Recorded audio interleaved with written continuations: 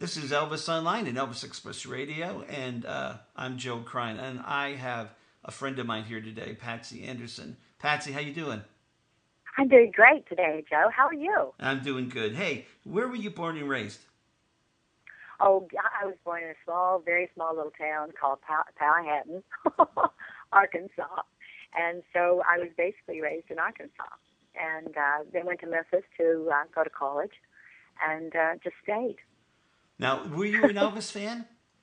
Oh, always, always. I had an older brother who was a teenager, or not a teenager, but at the time when Elvis came on board, he was not a teenager. But he was still getting kind of into the things, and I was, trailing after him most of the time. And, yeah, became a huge Elvis fan. Absolutely. Had a scrapbook, the whole 9 yards. And when I went to move to Memphis, I didn't know anyone in Memphis but Elvis. So that's where I honed in for a while. Right. And met, Uncle Vester. And interesting, my mom and dad had taken me to Graceland when I was very, very young. And I had met Uncle Vester at that time, and he picked at me because his daughter and I have the same name. And so he was, laughing and talking to my mom and dad about, that name may be kind of a disaster for parents because we seem to have an immense amount of energy, and we kind of have our own schedule. We don't live by anyone else's. So, right. And I think Patsy's the same way. Now, how old were you when you started to work for Graceland, and how did you get the job? Oh, you know what?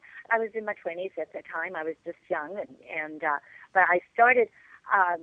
Actually, I just heard they were opening, and I thought, man, that's a great job. And a friend of mine came down with an article in the newspaper, and she said, this would be great for you.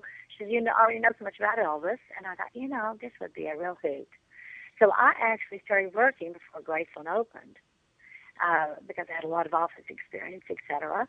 And so I actually went into the office before Graceland opened and started organizing everything and helping to do reservations. And I mean, it was a really fun, exciting time because no one had done this before. And we didn't know how the boat was going to float, Right. And it was taking all of us to make the big boat get out of the dock. Sure. And so it was a great time. It really was just a terrific time. And I'll never forget the first time Priscilla called in. I answered the phone, and now we were not open, so we weren't open. But she said, "This is Priscilla. May I speak to Jack?" And I said, Priscilla, he's on property, but let me see if I can connect you to his cell phone. And at that time, the cell phones were like big monster things, Yeah. And I didn't know if I'd be able to transfer it or not. And I put her on hold, and I screamed at the top of my lungs, "I'm talking to Priscilla Presley!" And everyone started laughing. It was it was Ken Brixey and some of those that we all stayed up together opening Graceland, and I, showed my excitement. Then I could not transfer the call, so I went back on very professionally and said, "Priscilla, this is Patsy. I'm sorry I can't transfer that. May I have him call you?" And she said, "Yes, please." So anyway, so she and I hit it off immediately. I love Priscilla. I think she's absolutely dynamite. She's a great lady. And Elvis was lucky to have her. I know some of the fans don't think that. But you've got to know her. You've got to get to know her, and then you see why Elvis loved her. Okay. She's got a great sense of humor. Great sense of humor. And she loves to dance, and so do I. So we had a great time together. Now, through the years, what was your job titles? Because you I did was several things. I mean, you did through the years. yes, I did several things. In fact, they asked me to stay in the office when we did opening. While we were about to do opening, we were training the tour guides, and excuse me, they asked me to stay in the office. I really didn't want to. I wanted to tour guide. That's exactly what I wanted to do. I wanted to be up there where Elvis was, not in the office. Right. Plus that, I'd been in office so long, I hated being in a desk. And I said, well, I really want a tour guide. So Jack said, well, why don't you give it a 2 or 3 week, trial run? And then, if it's not what you think it is, then you can go back move back into the office. I said, okay. So about 3 weeks went by. Ken came through on a tour with the VIs and VIPs, and my deadline was up. And I went over to him and I said, are you wanting to know my decision? And he said, well, he said, I have a feeling your decision is to stay where you are. I said, that's right. And he said, well, thank goodness, because said, we've gotten so many good compliments on you. Jack won't move you anyway. So, okay. There you go. Yeah, so I tour guided for, several years. And then Jack revamped the whole communications department, and he asked Todd and I to oversee it. And I was, and I thought, this is good, because we worked with media and, did all the communications and the fan clubs. And I loved it. That was right up my alley as well. So actually it was a good time. The timing was just right. Right. Now, you also worked with the archives, didn't you? Yes, we did archives. In fact, Todd and I were the first ones that did, all the exhibits, and we did, the vignettes and all of that, and dressed all the mannequins, and and it was just a really fun time. And we went upstairs and found treasures that we didn't think we'd find, and we'd be so excited when we found it. Yeah. And so it was.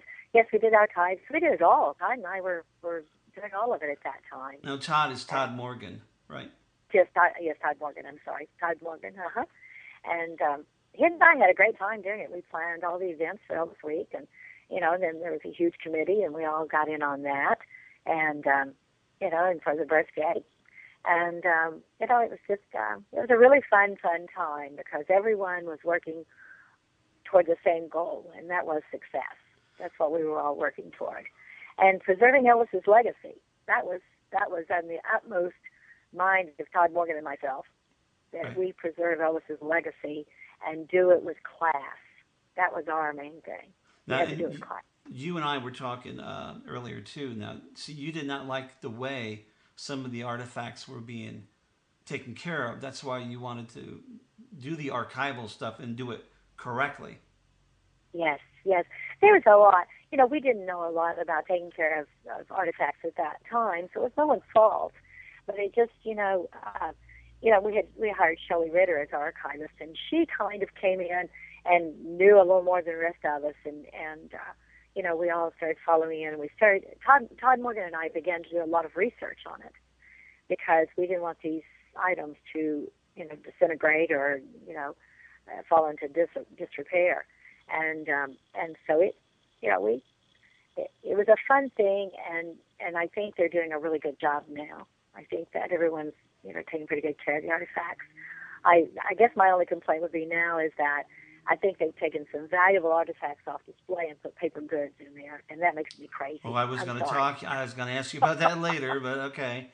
Okay, I'm sorry. That's all right.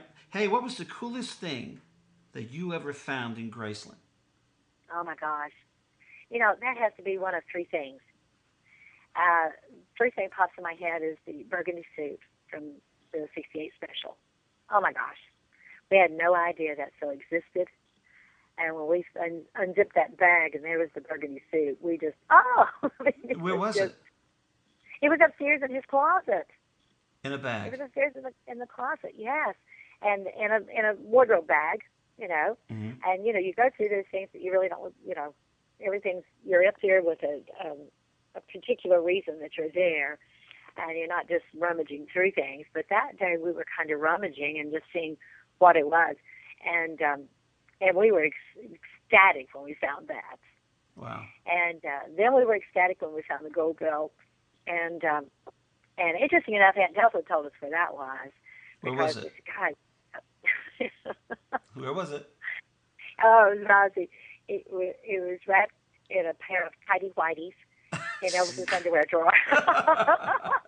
He had it in his underwear drawer. Okay. In his underwear drawer. And then we found, the box that the gold belt came in.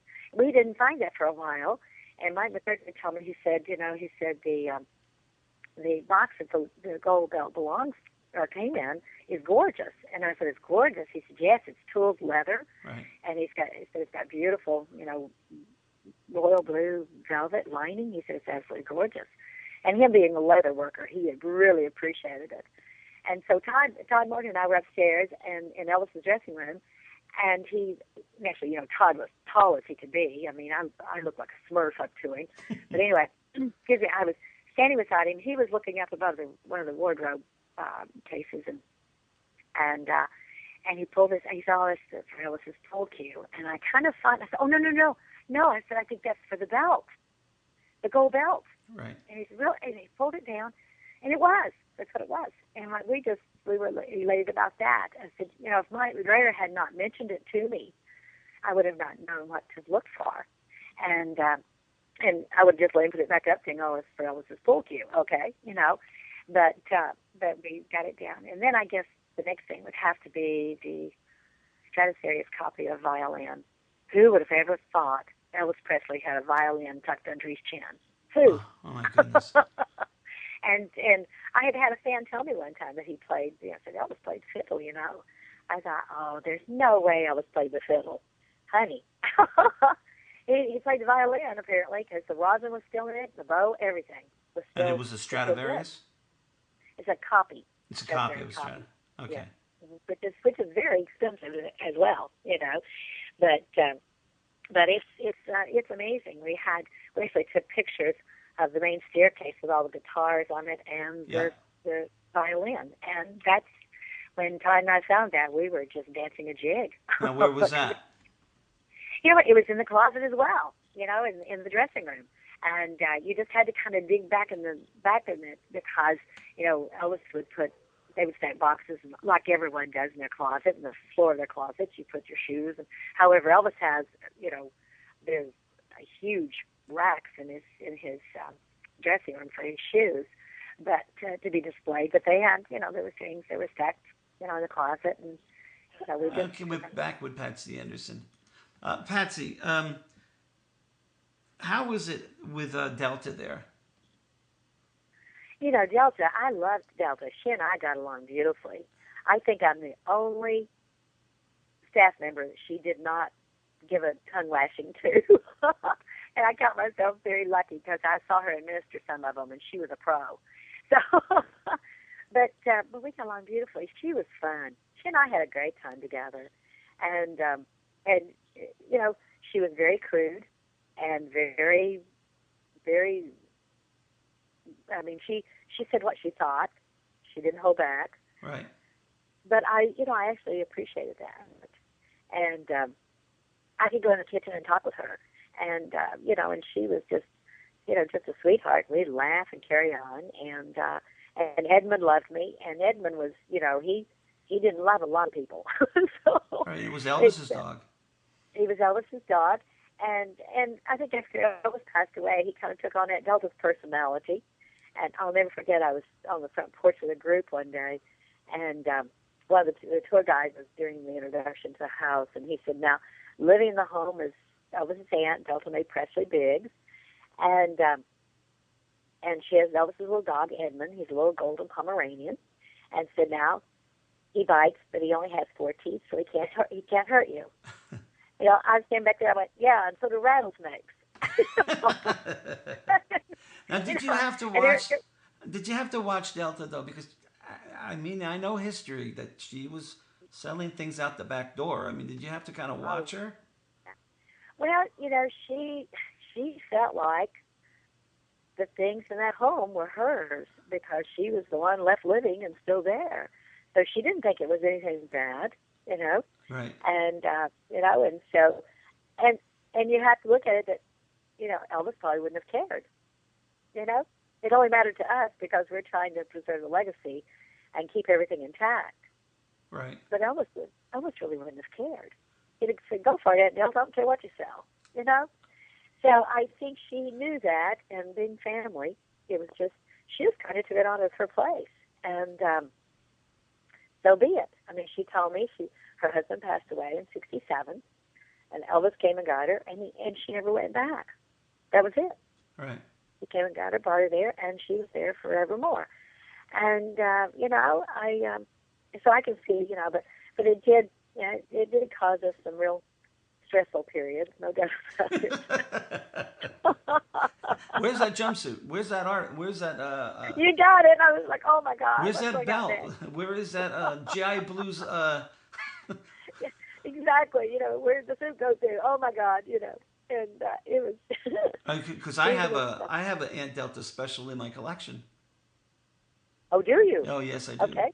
That she Okay. removed from Graceland, and I'm happy to say, you know. Well, But now let me ask you, how is this? she gave me, she gave me one of Lisa's baby dresses, and I actually didn't think it was hers to give, but you did not say no to Aunt Delta and live. So therefore, I took it very graciously and thanked her. Wow. How's the security at Graceland? Security is really, really good. They've got, there's cameras everywhere. And I had to laugh. There was once a security guard who was a very good friend of mine. He was a good friend of my daughter. And my daughter worked in the ticket office. And so he would come over and I said, you guys, everything's on camera. And he told my daughter, he said, your mom's mistaken. It's not. And she said, he says you're mistaken. I said, no, I'm telling you. I said, there is a room. If you go into it, the monitors are there, and everything's on camera. You don't want to scratch anything you shouldn't. And finally, he went into that room, and he called my daughter, and he said, your mom's right. Everything is on camera. I said, see? And he was a security guard, he did not know that. He wasn't privy to that information at the time. But they've got really good security, and I think watched really well. At least while I was there, they had great security. They were very, very cognizant of everything that was going on, and even at night, they watched everything, and I have to give them some kudos in that direction. I've always thought they did a good job. Cool. Hey, the 5 sons that they have as you go into the one part of the tour. They got 5 Sun records, and they're not real. Are there any other fake artifacts? There's really not. And those weren't put up when they were displayed. They were displayed as real. Everyone thought they were real. We had purchased a Kennedy collection years ago, and she had a vast collection of everything. So they came from that. And so when they put on display, they were thought to have been real. And Sam Phillips told me, he said the way you can tell is that before the hole was cut into the record, it made a pyramid. The sunrise made a pyramid. And he said, if it doesn't shape, if it doesn't go into the pyramid, it's not real. And so you can pretty well tell that away. As a collector, you know that too. Right. And but to my knowledge, everything pretty well. I know when I was there, nothing had been duplicated. And if we duplicated it, we told you. Okay. This has been duplicated, because it's only fair. You don't want your guest to think that that you're hiding something from them when they've paid good money to get through. Sure. And so we always, if it was going to be duplicated, put on there, we told them. Did you ever give any suggestions? Did you ever give them a suggestion that they refused to do that you thought would have been cool? A lot of them. Too many to talk about? Too many to talk about. I guess the one thing that I did suggest that I wish they did pick up on, I wish they had not, is the audio tour. I don't care for the audio tour, and that was my idea. Yeah, that was my idea, because I had gone to Alcatraz, and we were having a problem with the tour guides sticking to the script.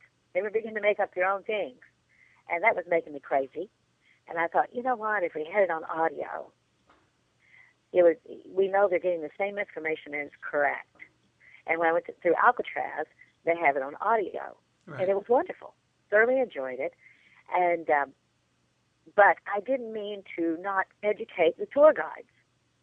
I meant for the tour guides to still go through education on Elvis, to be orientated and all of that. And they're not doing that now, and it's just they're just relying on the audio, And I know there's a way, if you have a question, you can find it usually on the tape or whatever, or on the audio. But it's just nice sometimes just talk to the person that knows what everything's about. Right. And well, if they're not hiring fans, though, Well, that's I had a friend of mine who worked with us for 17 years, and he called me. He's now over the Mercedes dealership in Hollywood. And he came into town, called me, and he said, are you going to be in town, during this time? Because I want to go through on tour and thought you would maybe go with me. Well, I wasn't in town. I was in California, and he was in Memphis. We had just changed places. And anyway, he called me afterwards. He took the VIP tour. And he was so upset. He said, it's the worst tour I've ever been on in my life. I said, what? He said, Patsy, he said, our tour, and he's on the VIP, he paid $70, and he said, our tour guide did not even know how old Elvis was when he got married. Yeah. And he said, every question they asked her, she did not know the answer to. And he said, I knew the answer. And he said, Patsy, when we were doing this, if you didn't know the answer, you found it out before that guest left property. And you did. Mm-hmm. You went and found that answer, and then you took it back to the guest. And he said, she just didn't even care, And I had, one time I was so disappointed to hear that. And, but another time there were some fans at the front of the mansion, and my phone began to go off with text messages like crazy. And it turned out the tour guide was doing, welcoming them to Graceland. And someone asked her where Elvis was buried, and she said, I'm really not for sure. I think somewhere in California. Oh, get out. Oh, my golly. Needless to say, the fans were texting me like crazy, going, what is going on here? Oh, my goodness. And I said, you mean she's never gone into the backyard? But anyway, just things like that really. I'm such a perfectionist and such a huge Elvis fan that those things really upset me. And when I suggested the audio, I didn't mean not to educate the tour guides. Right. They come across cold. Exactly. And we didn't do that. I mean, Todd and I had an orientation worked out for them. And, and the HR director took them through to all the different departments, introduced them, showed them how everything was functioning. Then we had a whole seminar on Elvis. And I would even bring speakers in to speak to them. Brought in Elwood David, Janelle McComb, different people that were right there with Elvis, and could answer their questions for them. So they knew who this man was. And I told them, I said, you may not be a fan right now, but in a week, you'll go, hey, he's a pretty cool guy. Right. Pretty cool guy. And I said, then in 2 weeks, you're going to have cassette tape or CD at the time now in your car, and you're going to go, Gotti, when did I get that? When did I get that cool CD? And I said, then before long, you'll have a poster in your house. And they all would laugh. Yeah. But it kind of happened that way. But I hate hearing that. And then the other thing I really objected to, that I objected to, they didn't take, was putting Elvis's face on a Miller Lite beer can. Oh, that just sent me into a tailspin. And I said, Elvis was totally against drinking. He did not have any type of alcoholic beverages around him until after the Army years. And then you better dang well drink it from a glass. You didn't drink it out of a can or a bottle. You better have it in a glass, And we're Why did they go through with it? Well, it was a $2 million royalty or licensing thing, lots of money. Yeah. And not saying there's anything bad about making lots of money. There's not. But when you're going against the man's integrity was being damaged. Sure. And I don't go for that. I don't care if you passed away. What you felt strongly about should still be honored, just in respect of your life. And it really upset me that we weren't honoring him, knowing. However, there's this whole rumor that Elvis is still alive. I told everybody, I said, I know Elvis is dead. He'd come back and shoot all of us. So putting his face on a beer can, he would not be happy having his face on a beer can. No. But anyway, so I said, I know definitely he's gone because, he would have come back and shot all of us for that decision. Hey, is there anything in the archives that you wish was brought out? It has to be the panel truck. I love the old black panel truck. And it just says so much about Elvis, and especially the early years at Graceland. And he would sneak out at that. The trash men, sanitation men at that time, drove these old panel trucks. And he would sneak out as a sanitation guy and run around the city. And I just think it's a really cool story, and that it should be put on display in the Carnegie Museum. Yeah, I can't believe they brought the tractor out before the panel truck. Instead of the panel truck. Mm-hmm. Is there any other cars in there that you know of? There's no other cars that they've gotten some since I left, but to my knowledge, no, they're all out except for the panel truck. And I don't know why they're. But it's old, it's rusted, but you know what? That's as it should be. Yeah, it was a long time ago. If they redid the tractor, they'll redo the panel truck. Oh, they could absolutely, yes, absolutely. I don't know if I'd want them to. When I was there, we didn't. If there was a scuff on Elvis's boot, it remained there because he put it there. Well, I'm a big fan of doing exactly that, keeping it the way it was. Hey, give me another song. You know what? This one would have to be Heartbreak Hotel because my favorite guitarist in the world, but with a close running to James Burton. My favorite, though, Scotty Moore. And he hits some licks there that have actually been voted as the most famous guitar licks ever heard. Okay, you Heartbreak got it. Hotel.